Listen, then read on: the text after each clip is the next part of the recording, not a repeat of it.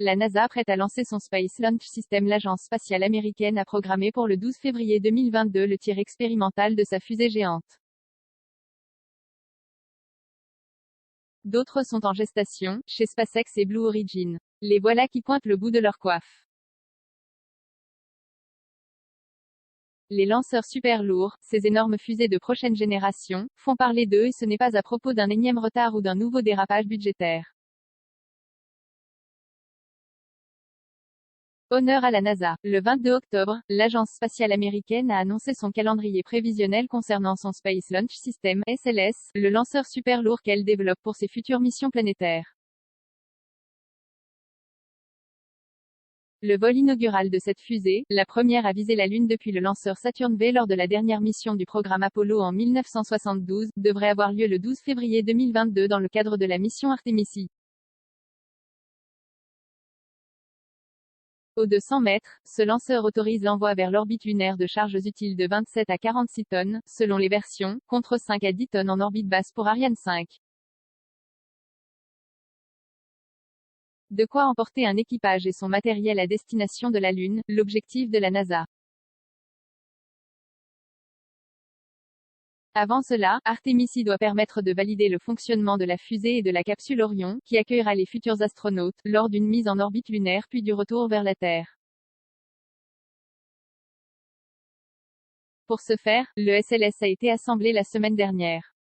C'est une étape très importante. Cela montre que nous sommes dans la dernière ligne droite de la mission, a déclaré Mike Sarafin, chargé de celle-ci à l'agence France Presse. Les États-Unis rêvent de permettre à la première femme et à la première personne de couleur à poser le pied sur le régolithe lunaire. La date est fixée à 2024, mais ce calendrier semble fantaisiste. Il faut encore acquérir un atterrisseur pour se poser sur la Lune et en redécoller. Le constructeur de fusées SpaceX a récemment décroché un contrat à ce propos auprès de l'agence, mais il reste à la firme d'Elon Musk à produire l'appareil. Défi industriel. Le secteur est habitué au retard. Le SLS, construit par Boeing, devait initialement effectuer son premier vol en 2017. Le budget total est passé de 10 à 30 milliards de dollars depuis le début de sa gestation.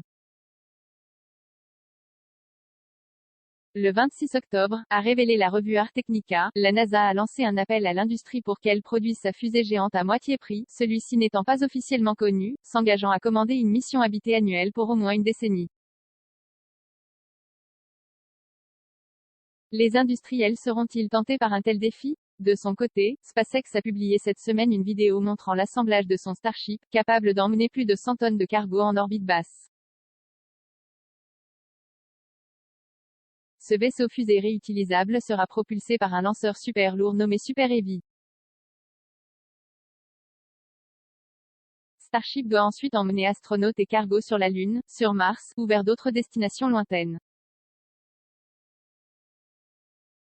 SpaceX a construit et testé une quinzaine de prototypes, qui ont pour la plupart explosé à divers stades de leurs essais. 19,34%.